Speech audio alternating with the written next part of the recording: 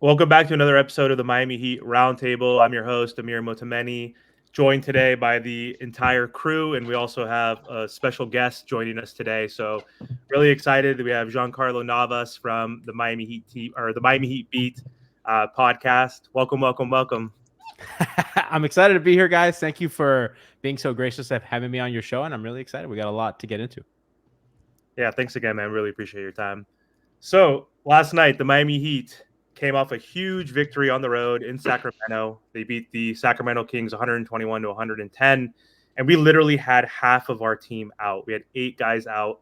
And I was at the game yesterday, so I'd never been to Sacramento. So, drove out there and got to witness that in person. I'm so happy that I went because at the beginning of the game, it was kind of back and forth in the first half. We were down by 10 in the second quarter twice, but Kevin Love balled out. We'll get to everybody because there were so many good players last night. But we were up by 20 going into the fourth quarter, and the Heat almost blew that lead. Which they've done a ton in the past. So huge victory to win with all those players out. So super super excited. We're the sixth seed now. So if the playoffs started today, we'd be out of the play-in. So I guess that's a lofty goal for the Miami Heat, which is semi sad because I'm tired of being a 6, 7, 8 seed. But either way, right now we're in the sixth seed, only like a game away from the Sixers for the fifth seed, couple 2.5 from the Knicks for fourth seed. So huge, huge victory. So Giancarlo, let's just start off with you, man. What are your thoughts on that game? Because there's so many things that we could say, like Heat culture.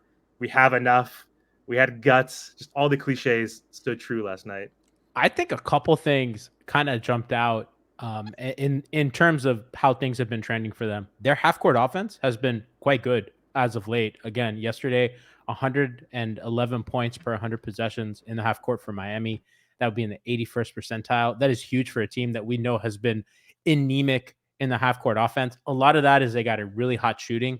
But I think anytime you're missing Tyler and Jimmy, two of your arguably the two best scorers on your team, and Rozier, right? The three guys that you count on to make magic in the half court. When you have those guys out and you're getting to those kind of numbers without them is just testament to hot shooting, a testament to how hard those guys play, how hard they move. Obviously, Eric Spoelstra is a sicko. These are his favorite games. So, they did a lot of, their usual bag of tricks and empty corner stuff. I like when they go back to handoffs and stuff like that. So that to me was the biggest thing. Offensive rebounding was huge last night as well. Again, against a team with Domantas Sabonis, who's a big body and a guy who one of the league leaders in rebounds.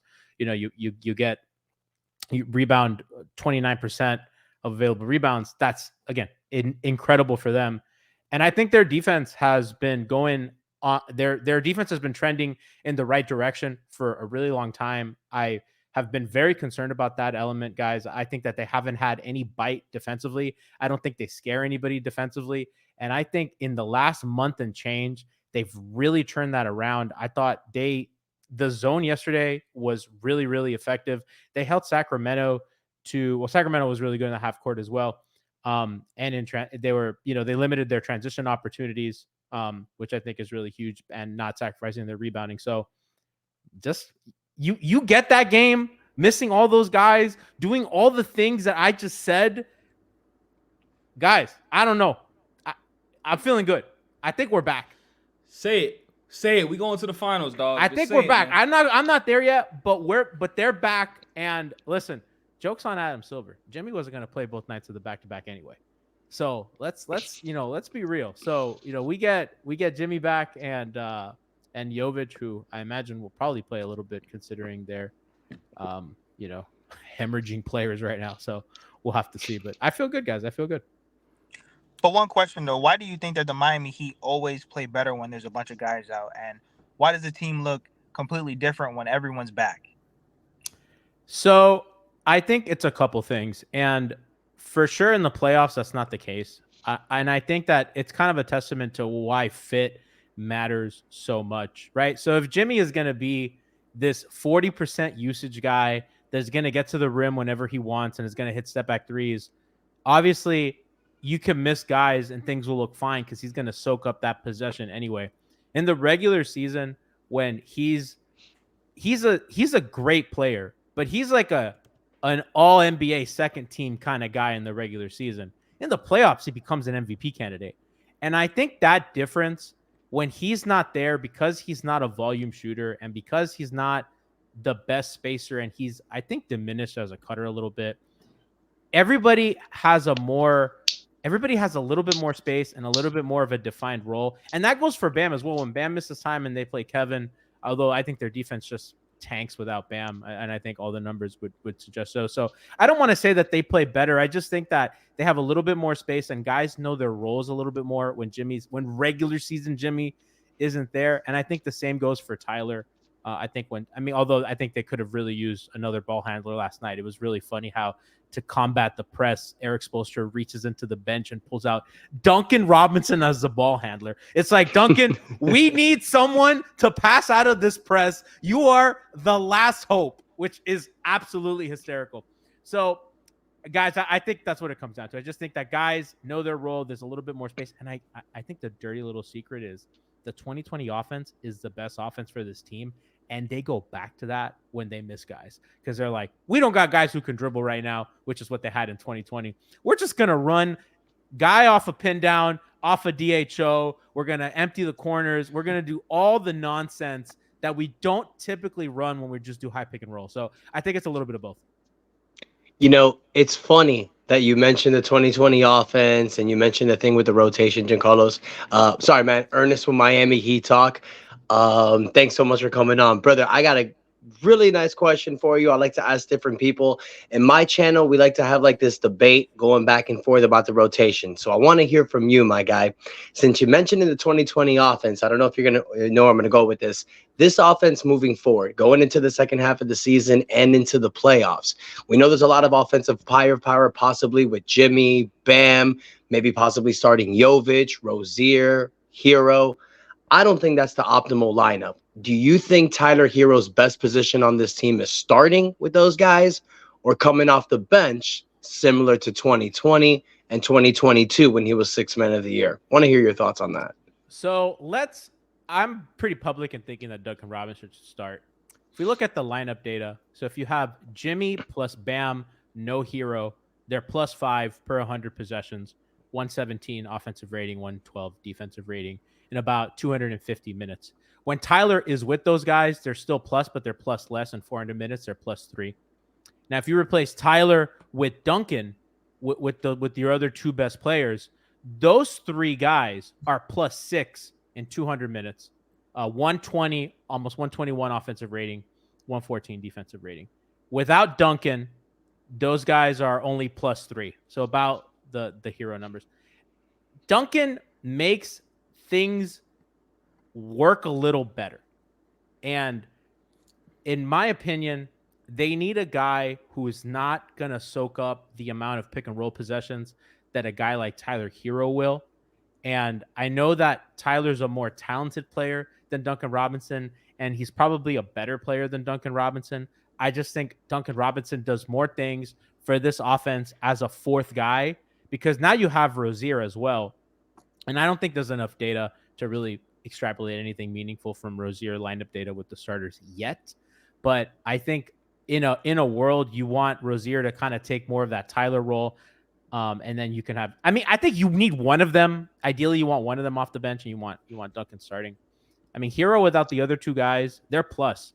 So when Hero's on the floor and Bam and Jimmy aren't, they're +3, plus 2.5 in about 220 minutes, which to me, when those guys sit, if you're winning those minutes, that's huge. So listen, the data is the data, and I've felt this way for a long time. I do think Tyler has earned a starting role for his play, and I think that a lot of people kill him and be like, Tyler, you got to be less selfish. You got to come out.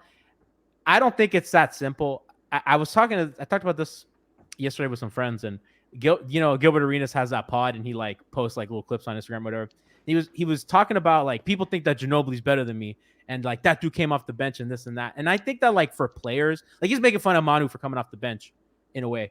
And I think that players, that matters to them. Like they're like, there's a certain status with starting and not starting, and to check that ego as a young player, I don't think it's like super fair to ask of Tyler, who, is still very young. So I would like them to start Duncan over Tyler, but I understand why the organization might feel a little scared to do that, even if that's what they know has to be done. So, what's going on, man? What's up, man? Listen, let's just give a big congratulations to the Miami Heat real quick. We're on a 4-game win streak, man. You know what I'm saying? We're on a 4-game win streak right now. We're having a great month. We're 8-2 in the last 10 games, and we're 7-2 in the month of February, right? And what I seen from last night's game, I loved it, man. I loved it, right? And am I surprised that we won the game? No, I'm not surprised. If you're a diehard Heat fan, you know when we don't have our players, we come out. It don't matter who's out on the floor. It doesn't matter who's playing, who's in and out. Spo's the type of coach too. Whoever's out there, we gonna figure this stuff out and we gonna win, right? And everybody played their role. And I just also want to give a shout out to DeLon Wright. He played perfect that game. He knocked down the open shots that he needed to knock down. He played solid defense. Playmaking a little bit, added some rebounds. That was perfect. Just think about it, guys. We added Terry Rozier and DeLon Wright to replace Kyle Lowry. That's our new point guard rotation. That is perfect, right? And what I do think this team definitely has been way closer, and I'm glad that we got into that little scuffle with the Pelicans because I love it because I play basketball, and when you have a little scuffle with a player, and I had plenty of scuffles with players, and your team has your back. You feel that connection now, like you feel that love, like yo, I got a whole team riding behind me. And now we're heading into the most important part of the season, and Jimmy got suspended. They're trolling the whole media. Jimmy's, pretty much with Jovic watching the game. I loved all that. So team chemistry went up damn near 40 because there was a time where we talked about on these shows, the bench, they was just staring. It was just looked like they weren't really too interested, and now it's shifted, right? Jimmy's being Jimmy. We all know this, right? Martell says it all the time. He load manages during games in the first half of the season. When he needs to turn up, he's going to turn up and do his thing. Now, I want to ask you a question real quick because I don't know if it's a question, but kind of a statement. Let me know what you think about this.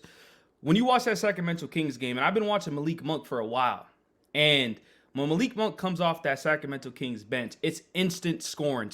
Like he brings so much. He's so quick. He can dunk. He can do everything, right? And so when we keep talking about insert Duncan in the starting lineup, this and that, I think literally that can be Tyler playing that Malik Monk role, still getting 25, 30 plus minutes in the playoffs. I really think he can play that. I'm not comparing them two of who's better. I don't really care. But I think Tyler perfect is for the 6-man and stuff like that. And, you kind of brought it up in the sense of like the organization or the team doesn't want to do that to Tyler. But isn't it at the end of the day that we're trying to win a championship? So why do we care about people's feelings at that? This is a business. Like, why does that matter? I get it. He's on a contract. If he wants out, I doubt he would do that. So, like, why do we care about their feelings in a sense? Like, why does that matter? If our goal is to win and Duncan makes more sense, put him in the starting lineup. Like, why is it with Tyler, we got to kind of baby him in a sense? And I'm not, listen, if you probably don't know, I'm not probably the biggest Tyler fan. I think he's great, but it doesn't make sense of him being in the starting lineup at all. What is it? I'm with you. I feel yeah. So I don't maybe bad wording with babying, but like why? Who cares? Go to the bench, play your role. You already got your contract, And you brought up a point of like the coming off the bench and stuff like that. Trust me, I'm a Russell Westbrook fan, so I dealt with this of him being in the starting lineup. He wanted to come off the bench, so I understand it. But I feel like there's a point in time where Jimmy's era is coming to an end, and we need to win soon. Like sooner than, So that's my thing. Like, why does that matter though? That's my only thing with it. It's like, who cares about his feelings? Just win. That's all you should care about is the team. I think you don't want to lose a guy that like mentally, because guys are going to respond differently. Like I think everybody takes things a certain way, and I think when you're, and I've heard this several times from different people in the league, coaches and a GM's job. Like Pat Riley doesn't do the day-to-day like deals and calling. That's Andy. Pat deals with agents now, right? That's like Pat's like guys calls like my guy's not playing enough, and you got to placate all these people, and you have a delicate balance between the personality of a guy, keeping agents happy, making sure that everybody feels that they're a part of something, and the guys that need to feel a little bit more involved or a little bit special feel that way, because if you ever manage people, sometimes you gotta, I don't like to use the word babying either. Sometimes you gotta nudge people the right way so that you get the most out of them. And sometimes, like, there are some people that I work with that have worked for me that I'm like, I know that I cannot ask you to make the sacrifice because I'm not going to get the level of production from you with this sacrifice. So I need to work around that. And that's not, I don't want to say this to besmirch Tyler or anybody, because again, I think he's a young player, and I'm sure in his mind he thinks, no, we're better when I start, right? Like, I'm sure that he thinks that, and he's like, I'm better than those guys on the bench. We are at our best when I'm playing next to Jimmy and Bam and whoever else is out there. So I don't think he views it like, I think if you told him like point blank, like, hey, if you do this, we will win a title, I think he'd do it. But I don't think that he thinks that way. And I don't think that competitors at the highest level think that way. And maybe Spo thinks that way, but now you have to sell that to somebody who doesn't believe that. And so I think it goes beyond like protecting a guy's feelings. I think it's like managing how people view their play, the league, all that stuff. I don't envy that job at all. I mean, listen, Spo had to start Hassan over Bam for years. Like, and even if some of us knew what the right thing to do was, you can't bench Hassan, you'd lose Hassan, right? And then you're stuck with that money with an unhappy guy that you're going to get diminished value from if you try to move him. It's a complicated like line, and I get that winning a title should trump all, but I think that factors into the calculus. That's fair. It does. I agree. Like his ego, like he's earned it. Like he's earned it to a certain degree. He's paid his dues coming off. Bro, he's a good player. Like I agree with what Totally. you guys are saying, but that's And I'll say this, you're right. He's a great player, and what he does is amazing. But the point that, and I feel like a lot of us agree with, you take Tyler Hero and you put him in Utah, he gets to run the show. It's his team. He's the focal point in the offense. You give Miami a Lauri Markkanen in a deal like that, you get somebody to plug in that starting power forward. I think it's best for both parties. It's just for this specific team, what we need from him, best thing, Manu Ginobili role, come off the bench. It's just like you said, there's no all-stars or all NBA players that come off the bench in today's NBA. I can't think of one. So, and Tyler's not either. Like you said, like Lauri for Tyler. Like Lauri's a better player than Tyler, right? Like there's this, that's not better for Utah. That's better for us. But like he's just a better player, and that's fine. Like Tyler doesn't have to be like. I think that people sometimes get caught up in like, okay, like all-star is this barometer for like, are you this caliber of player? When I don't know, guys, we kind of see how the all-star voting goes sometimes, and it's a little silly, and guys get snubbed or whatever. Like Goran Dragic, probably the only all-star game that Gogi made was because like 3 other guys got hurt. He was like the 3rd reserve. If that doesn't happen, if one of those guys is healthy, he's never an all-star. And we don't look at Goran's career as like, oh, not an all-star of. Like, we don't. Jamal McGlure was an all-star. That doesn't tell me anything about Jamal McGlure. It shouldn't about Tyler. I'm sorry about the tangent, but yeah. I mean, I think they could win with him starting, and I think that they can manage the minutes. And Spo has already started to do that before kind of everybody got hurt before the break. He was kind of adjusting the minute rotation and taking Tyler out a little earlier, in which Tyler said, it's like, hey, I'm not a super big fan of that, but whatever coach thinks, I will do. Right. So I appreciate the candor from Tyler. And so, I mean, I think the organization is trying to kind of stagger the minutes. And again, I point to that number, man, plus 2.5 when he's on the floor without Jimmy and Bam. That's winning basketball. You're winning without your 2 best players because Tyler is kind of buoying your offense as a ball handler, as a creator. And the Heat are shooting 40% from 3 in those minutes, which is crazy without your 2 best playmakers. Right. And presumably a lot of those minutes without Duncan Robinson as well. So I think he's a good player. He can help them win. And I think that it's just about finding the pockets of time and the way that they're going to manage the rotation. Yeah. So I will say something too, which actually is insane. We have one of the best defense so far, I believe, this month. Mm-hmm. And our shooting's not the greatest, and we're still winning. I believe we're like 27th in shooting this month. In the month of February, which is, it's just insane. Like, you're damn near the worst, or damn near the worst. But the defense, that you could tell defense has improved. And I may remember other episodes we brought this up. That I'm like, I like me some high scoring offenses. And he was like, yeah, we need this defense. And honestly, defense is winning us our games and stuff like that. So I'm proud of this Miami Heat team for turning around, you know? Absolutely. I mean, the turn on defense has been, so in the Boston game, Miami started to switch more again. And I have been in Miami. So this season, they are playing more drop coverage as opposed to switch coverage, which has really been their MO since the Jay Crowder Iguodala trade. Prior to that, they had played a ton of drop.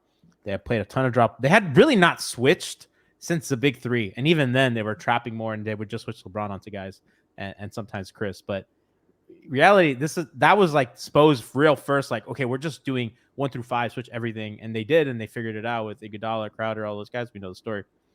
This season, they started playing more drop. And I'm not a fan of the drop for a couple of reasons. I do think that their guys were getting hung up on screens. Tyler, Josh was really bad to start the year defensively. It was just not looking good. They were not really using Lowry as an on-ball guy, which I don't really think he was. I mean, he was really effective for them as a low man, but as an on-ball defender, he was just not that guy at the point of attack anymore at 37 years old. So Caleb was also in and out of the lineup. And then when Caleb came back, I think that he looked really like kind of slow and sluggish and didn't look there defensively. So their drop wasn't working. And against Boston, they go to play switch. The game that Boston scored a bajillion points. It was an absolute disaster. It was like nobody knew where to be. And they did it against New York, and it also looked really bad. Then they went back to playing more drop, and they've incorporating switching again, but it's really been, and I Cooper Moorhead and I talked about this. They've just played more drop since that point, since they did before, and they have figured some stuff out. And goes to show you the versatility of the coaching staff to be like, okay, this thing we did for 4 years, new plan. And they completely changed the scheme. They completely changed the way they help. And they, most importantly, they are trying to change the way that they control dribble penetration. If you look at their stats, their shot profile is almost the same. They are allowing the same at the rim and the same from mid-range and all that stuff that they did before with a totally different scheme. And I think Spoelstra kind of saw the writing on the wall with all the guys that have gone out, and he needed to kind of, okay, bam, you're going to have to do some different stuff to keep us afloat. So I think their drop took a little bit of time to figure stuff out. Guys get healthy. I think Jimmy was also, like, I got to be honest, pretty bad defensively up until about January. I think that Jimmy's help at the nail was like non-existent. Miami needs to be physical with their help. They like to send a lot of bodies. They like to swarm, and that help has to come early and strong because they don't have the size. I mean, their back end defense, when they were like really good in 22, that low man was Kyle Lowry rotating from the weak side. You know what I mean? Like, they're small, but it's effective because they have smart veterans with good hands who are physical, that are going to elbow you in the gut. They're going to do all that stuff to kind of make you be felt. And they weren't, Jimmy in particular wasn't doing that. And the rest of the guys, Josh is not a physical defender. Tyler's not, like, all these guys are just not physical. And now, you know, you have a lot of guys out the door, a lot of change, guys get older, all that stuff.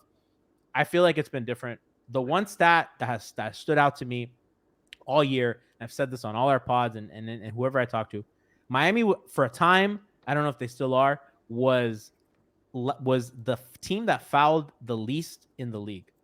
And you might say that's really good. They played defense without fouling. To me, that said that you are not being physical, because Eric Spoelstra teams are always top 5 in fouls every single year. They always have a good defense because very Pat Riley way, they can't call all of them.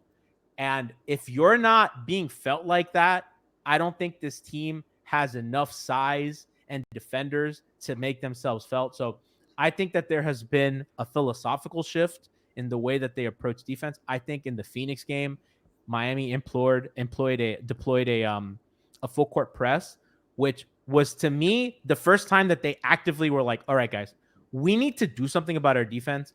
And they did something that obviously they don't play a press all the time. But to me, that was Eric Spoelstra trying to be like, we need to have intentionality every time down the floor. So you have a job. When that ball gets inbounded, you have to harass the ball handler. And it kind of got them into a little bit of a gear. And I think that that's kind of everything's kind of shifted from there. And they're a little bit more awake. So I totally agree with you.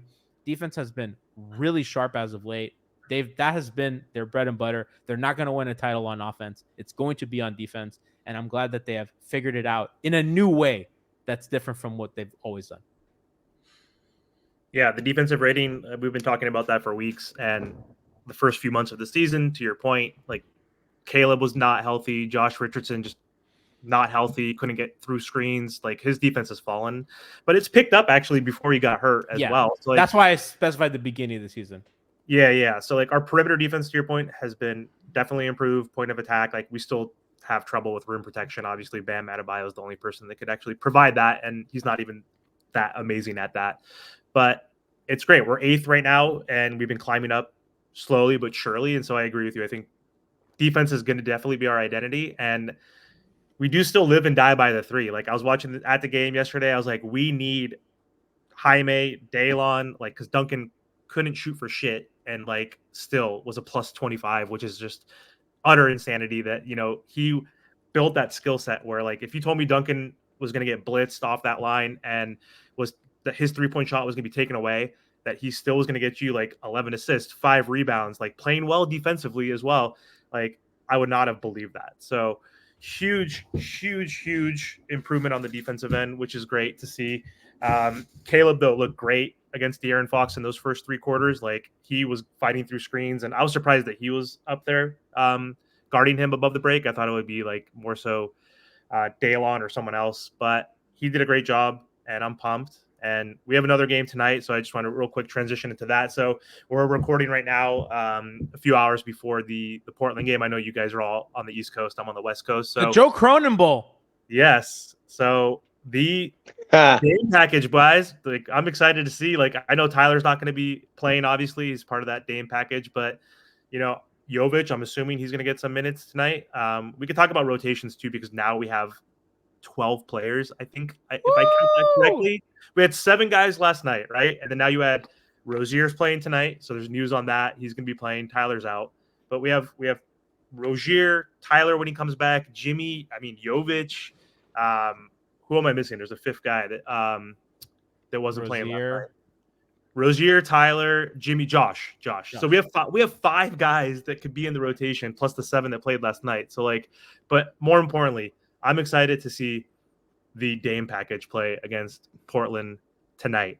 So let's transition. Thoughts on that? I mean, we have to win this game. Like if we don't, we need to win. Every game's important. Obviously, we have 25 games left, playing for playoff positioning, but we have to win this game, man. Like this is Joe Cronin's Super Bowl. We need to stop their happiness at all costs. I need Jimmy to play this game like it's game 4 or 5 or whatever, the one where he's hunched over against the Lakers when he gave it all he had. I need that kind of performance tonight. I need Bam in game 6 of the Eastern Conference Finals against the Celtics in the bubble kind of performance. I need Jaime to channel everything he has and have a career night. I'm going to need Duncan to give 9-10 threes. I need a Duncan triple-double. I need all hands on deck. I need Cole Swider to make them regret that they didn't ask for Cole Swider. I need everything tonight. I cannot, listen, we do a post-game show. I cannot show my face after if they lose. They need to win by a lot of points. They need to win by whatever Joe Cronin's age is. That's what I want the win margin to be. I wish we would be so petty that we're like, all right, Jimmy, Bam, load management tonight. Let's let the freaking Dame package. Oh my God, Spo, please. Spo, Eric, if you're listening, please. That would be hilarious if we're like, we don't even need these guys. Let's just let the guys that you didn't want DMP, dominate. Not worth it. You know what's crazy about this Heat team is like I feel like we can beat anybody, but this is also a game we can lose. Like this team can do that, and it's 100%. I hate Portland, hate GM, whatever. Let's just beat them by 100. Like this is so Miami Heat. You'll go out, you'll be one of the best teams in the West. You'll be confident riding high, and then you'll lose to a bottom 500 team. We just and you see it happen with the Heat. Sometimes they take these low-level teams for granted. You can't. We did that a lot last season. We've kind of learned from our mistake this year. So just keep your foot down the throat, walk away with the dub. I know we got this, especially doing it at their home court. And you know what the funny thing is? I don't think the players am I allowed to curse? Yeah. I don't think the players give a shit. I think we give a shit, but I think the players, maybe Jaime and Tyler might, but I don't think Jimmy gives a shit. You know what I mean? Like we hate Joe Cronin. Do they hate Joe Cronin? I don't know. But they got to do it for the fans, man. They gotta know. Chef Trilly, tell them something. I don't know. Let them know that this is bigger than them. Damn it. Nah, better not be trap game. That's all I'm saying. This better not be like the Memphis game because that was unreal. So I'm a huge Liverpool fan, the English football club. And like last season, they beat Manchester United 7-0 in one of the most spectacular beatdowns I've ever seen in my life. They lost the next week to a mid-table club. And that's sports sometimes. And I can't handle that with this Heat team. Not with this game. Not with this mid-table team. You know what I mean? I need a beatdown, a thorough beatdown. I need those Blazer fans in the $1 ticket section. I don't know if you saw that on Twitter. Yeah. Tickets for $1. I need those fans to regret spending that dollar. That's funny. I this is my last thing I'll say for the video. I'm kind of looking ahead, and I'm looking at these standings and stuff like that. I think who eventually play in the playoffs is going to be the Bucks, the Knicks, or the 76ers. I'm sure we're all confident against them. It's either we get 6 or 4 or 5. We play one of those. What's the team you trying to avoid in the playoffs, like for the first round matchup at least? Boston. Listen, Ernest, you're making that face. I'm not saying avoid. I'm talking about there's matchups that you can win, but you don't want to go out there and play them in the first round because then you see what happens to Phoenix Suns back in the day where they won the series, but then it got bounced out in the second round because it was so tired. And I believe that was the Pelicans team, I think. So that's what I'm saying. Looking at these playoffs, I think we could beat everybody, but like I think we blow the Bucks. I think the Bucks are gone. I think if you're Miami, you want Milwaukee to fall to 4. I just don't see that happening. I think you want the Bucks and the Celtics in the same bracket. And I think if you're Miami, you just want to just save Boston for the end because Philadelphia is in free fall. I believe they are 3-7 in their last 10. Yeah, and Embiid, I don't think there is a pulse on when he is coming back. New York is 4-6 in their last 10, and they are not healthy. There is radio silence on the Randall injury front, and I know Brunson and Hartenstein are missing tonight. I believe Mitchell Robinson's also missing time. I don't know. So they're all banged up. Miami's kind of coming to Indiana. You know, I mean, listen, the Heat are 1 game back from 5th, and they're 2.5 back from 4. So I think if you're the Heat, you obviously go for 4 and fuck it, we ball. You play Boston in round 2. If not, hey, get the top dogs out, right? Get if the top not, dogs 6. out. Listen, 6 is nice. You know, you play Cleveland. Mm-hmm. You know what I mean? That's not that bad. And then you play Milwaukee. I think you'd want to save them for the end. 4 or 6, if I'm saying so. I think ultimately the first round series is probably going to be either Miami, New York, or Miami, Indiana. I totally see Philadelphia falling into the plan. I just don't know how they survive. They just don't have enough without Embiid, and they are just an absolute free fall. So I think those are going to be the 2 teams. I don't see Orlando. I don't think Orlando got that in them to kind of climb up to be one of the 4 or the 5 seed. But I think it's that group of teams that's going to be that. And if I'm Miami, I'm not really trying to avoid any of those teams in the first round. People are afraid of New York. I have people on my podcast who are like, that Knicks team is scary. And I was like, I'm one of them. I'm not gonna lie. I'm one of them. I'm not scared. Yeah, but also 2 words: Julius Randle. Like, bro, I just you're not gonna win if he's your second best player. Playoff Julius. They don't have enough. They don't got enough scoring, and I know that like Brunson's nice and all, but they don't got another guy to contribute on offense enough that makes me feel like they can do it. Miami consistently though. Sorry to cut you off because didn't Bogdan have like a game a couple days ago?